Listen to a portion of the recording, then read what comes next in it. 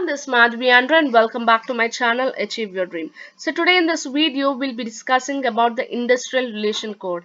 Actually there were the new laws, the labor laws that has been that has been replaced by changing 29 laws already in the constitution. So in that we have Code of Wages, Social Security, Industrial Relation Code and Occupation Safety Health Code.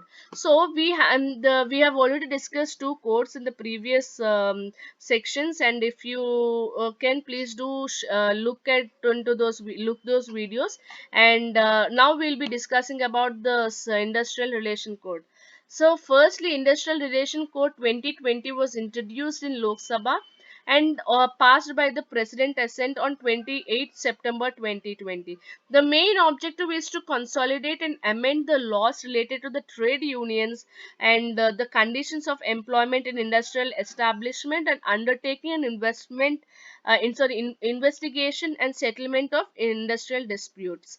So the laws that has been replaced in this Industrial Relations Code 2020 were three laws.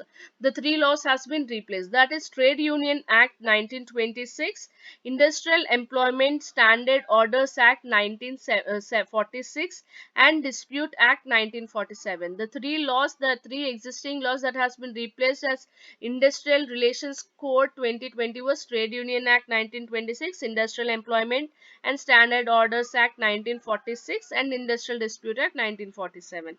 So the exemptions for this in this act was Industrial Relation Code Act was the government can exempt any new industrial establishment or the class of establishments from the provisions of code in the public interest. The standard orders all the industry establishment within at least 300 workers must be prepared in the standard orders on the matters related to classification of workers, manner of informing workers from working hours, holidays, pay days, and also the wage rates. The next is termination of employment, and the last one is grievance redressal mechanism for the workers. These four standard orders has been established in this code. Okay, this industrial establishment should be not less than 300 workers. Then only these four orders will be applicable. Okay, the permission of closure, layoff, retrenchment. All the industrial establishment with at least 300 workers are required to seek the prior permission for the government before closure or the layoff or retrenchment. Okay, the before any company to close, then the minimum all industrial establishment at least 300 workers should be required, and before the permission of the government before to close. Okay, layoff is inability of an employer to continue giving the employment to the worker in a advised business conditions. Enrichment is nothing but the termination of the services of an employee from any reason of other disciplinary action. The next is negotiating union is nothing but the trade union having less than 51% of the workers as the members would be recognized as a solo negotiating union, or in case of where more than one registered trade union of these workers are functioning in an establishment.